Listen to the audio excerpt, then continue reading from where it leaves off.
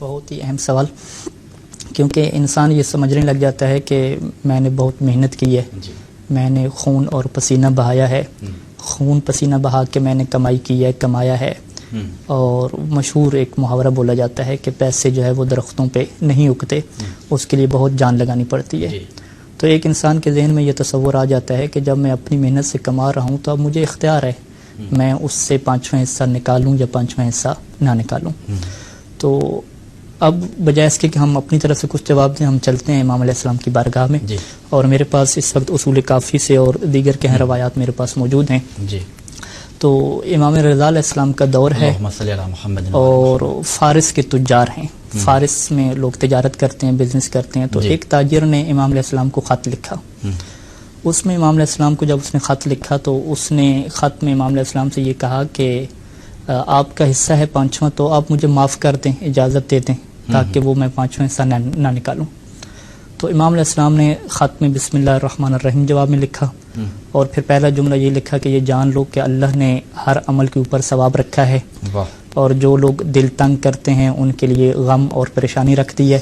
پھر اس کے بعد فرمایا کہ یہ جو اللہ نے خمس رکھا ہے، یہ جو تم کہہ رہے ہو کہ تم کما رہے ہو، یہ تمہارے لیے حلال اسی طریقے سے ہوگا کہ جس طریقے سے اللہ نے حلال کیا ہے۔ کیا کہنے سبحان اللہ، یعنی جو بھی تم کما رہے ہو یہ تمہارے لیے حلال ہی نہیں ہے، یہ حلال ہوگا اسی طریقے سے بوجہ ما احلہ اللہ تعالی، اسی طریقے سے کہ جس طریقے سے اللہ نے اسے حلال کیا ہے۔ سبحان اللہ۔ تو اب جو ہے وہ اس تصور کو جو تاجر کے ذہن میں تھا کہ میں جب کما رہا ہوں تو یہ میرے لیے حلال ہونے چاہیے، لیکن امام نے کہا نہیں، یہ جو تم کما رہے ہو یہ تمہارے لیے حلال نہیں ہے، حلال اسی طریقے سے ہوگا کہ جو اللہ نے بتایا ہے۔ اور پھر یہاں پہ ایک اور روایت ہے امام علیہ السلام سے کہ امام علیہ السلام نے خمس کی آیت پڑھی، اور آیت پڑھنے کے بعد کہا کہ اللہ نے مومنین کے اوپر احسان کیا ہے۔ کیا احسان کیا ہے؟ کہ انہوں نے جو کمائی کی ہے 5 حصے، وہ 4 حصے مومنین کے لیے حلال کر دیے ہیں، اور 5واں حصہ اپنے لیے رکھ دیا ہے۔ یعنی امام یہ فرما رہے ہیں کہ جو تم کما رہے ہو یہ تمہارے لیے حلال ہی نہیں ہے، اور یہ اللہ کا احسان ہے کہ 4 اس نے تمہارے لیے رکھے ہیں اور 5واں اس نے اپنے لیے رکھ لیا ہے۔ تو اب اگر ہم اس میں غور و فکر کریں تو ہم یہ دیکھتے ہیں کہ انسان جو بھی کمائی کرتا ہے، ظاہری بات ہے وہ زمین پہ کمائی کرتا ہے، تو یہ زمین کس کی ہے؟ زمین اللہ تعالیٰ کی ہے۔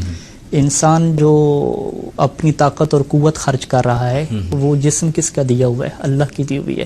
وہ طاقت کس کی دی ہوئی ہے؟ اللہ کی دی ہوئی ہے۔ اپنے ذہن کو جو وہ استعمال کر رہا ہے، وہ ذہن کس کا دیا ہوا ہے؟ اللہ کا دیا ہوا ہے۔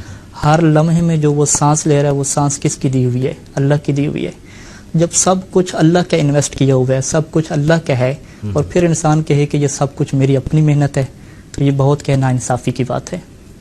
اگر ہم اس کو اپنی مثال سے سمجھ سکیں کہ فرض کریں کہ اگر میں آپ کو بہت زیادہ پیسہ دیتا ہوں اور آپ کو کہتا ہوں کہ آپ بزنس اور کاروبار کریں، اور جو کمپنی ہے وہ بھی میری ہو، پیسہ بھی میرا ہو، اور جو آپ کے ساتھ وہاں پہ معاون ہوں، آپ کے مددگار ہوں، وہ بھی میری طرف سے ہوں، اور پھر جو آپ کمپیوٹر استعمال کر رہے ہوں، اپنا ذہن استعمال کر رہے ہوں، وہ بھی میری طرف سے دیا گیا ہو، اور ہر لمحے میں جو سانس آپ لے رہے ہوں وہ بھی میری طرف سے استعمال شدہ ہو، اور جو آپ پلاننگ کر رہے ہیں وہ بھی میری طرف سے عطا کردہ ہو، اور پھر آخر پہ آپ کہیں کہ بھی سارا تو میں نے کیا ہے، آپ کو ہم کچھ بھی نہیں دیں گے، تو سارے لوگ کہیں گے کہ یہ تو زیادتی ہے، جب سارا اس کا پیسہ دیا ہوا ہے، سب کچھ اسی کا ہے، تو یہ سارا حق تو اس کا بنتا ہے، تمہیں نگراں بنایا گیا تھا، تمہیں نگران فقط بنایا گیا تھا، مالک حقیقی تو وہ تھا۔ تو لہٰذا امام علیہ السلام نے اس جو بزنس مین تھا فارس کا، اس کے اس تصور کو توڑا کہ یہ اللہ کا احسان ہے تمہارے اوپر، کہ اللہ چاہتا تو 5 کے 5 حصے تم سے لے سکتا تھا۔